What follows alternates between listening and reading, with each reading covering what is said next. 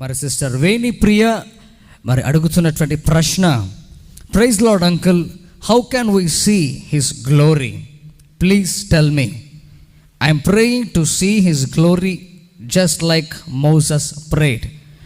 మరి సిస్టర్ అడుగుతున్నటువంటి ప్రశ్న, మరి దేవుని యొక్క మహిమను ఏ విధంగా మనం చూడాలి? మోషే ఏ రకంగా ప్రార్థన చేశాడో, ప్రభువా నీ మహిమను నాకు కనపరచు అని, ఆ విధంగా సహోదరి వేణి ప్రియ గారు కూడా ప్రార్థిస్తుంటున్నారంట.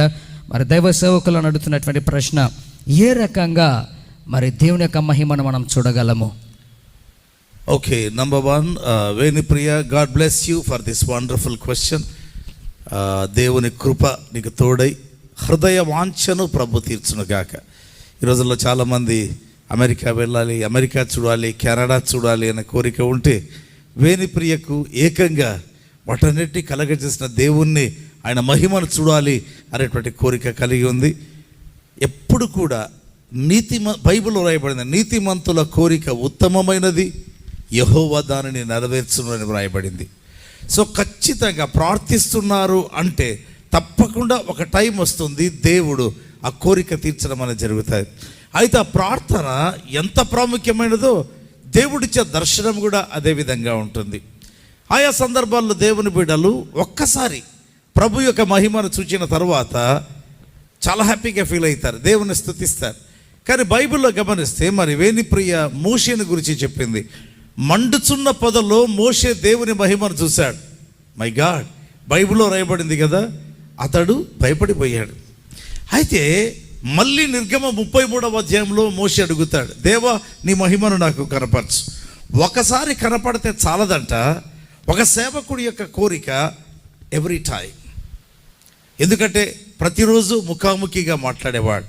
అలాగే ఒక స్పెషల్ అకేషన్ ఆ యొక్క 33వ అధ్యాయంలో ఎప్పుడైతే మోషే తన పరిచర్య ఫెయిల్ అయిపోయింది అనుకున్నాడు, ఎందుకంటే వారు బంగారు దూడను చేసి, అంటే దేవునికి బదులుగా ఐగుప్తులో నుంచి విడిపించిన యెహోవా ఈ దూడని అన్నప్పుడు మోషే అనుకున్నాడు తన పరిచర్య జీరో అయిపోయింది.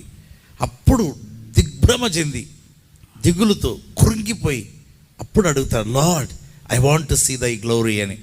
అప్పుడు దేవుడు దర్శనమిస్తాడు. మండుచున్న పొదలో కనపడింది వేరు, నిర్గమ 33లో కనిపించింది వేరు, పూర్తిగా విభిన్నమండి. మండుచున్న పొదలో పొద మండుతుంది కానీ కాలిపోలేదు, స్వరం వినిపిస్తూ ఉంది. ఇక్కడ నిర్గమ 33వ అధ్యాయంలో మంట లేదు, పొద లేదు. అయితే ఇంకొక రీతిగా దేవుడు తన మంచితనం అంతా కనపరిచాడు. అలాగా అడుగుతుండే కొద్దీ ప్రభువైన వాళ్ళారా రకరకాలుగా ప్రభు తన మహిమను కనపరుస్తాడు. ఎందుకంటే ప్రభు మహిమ మానవుని యొక్క లిమిటేషన్స్లో చూసేంత చిన్నది కాదు. నా జీవితంలో కూడా ఆయా సందర్భాల్లో నేను ప్రభు యొక్క దర్శనాన్ని చూశాను. అయితే ప్రతిసారి కొత్తగా ఉంటుందండి, ప్రతిసారి. అంటే అసలు పోలికే ఉండదని నేను చెప్పను, కానీ కనిపించే ఆ తీరు, కనిపించేటువంటి ఆ మహిమ. అందుకే అన్నాను కదా, మోషేకు మండుచున్న పొద దగ్గర అనుభవం వేరు, నిర్గమ 33లో ఆ యొక్క బండ సందులో ఉంచి చెయ్యితో అతన్ని కప్పి తర్వాత దాటి వెళ్ళి వెనక చూపించడం జరుగుతుంది. సో దేవుడు రకరకాలుగా తన మహిమను కనపరుస్తాడు. ఒక మనిషిలాగా కనపడవచ్చు, సమ్టైమ్స్ ప్రకాశించే ఒక రూపంలాగా కనపడవచ్చు, సమ్టైమ్స్ ఎంఐ గ్రామానికి వెళతారు కదా బాటసారిలాగా కనపడవచ్చు. ఆయన చిత్తం అంతే. But every time we enjoy. ఆయన చూచినప్పుడల్లా, ఆయన మహిమను చూచినప్పుడల్లా మన ప్రభునందు ఆనందిస్తాం. ఆ యొక్క జాయ్ చాలా కాలం ఉంటుందండి. So may God give you that great blessing. Amen. Hallelujah.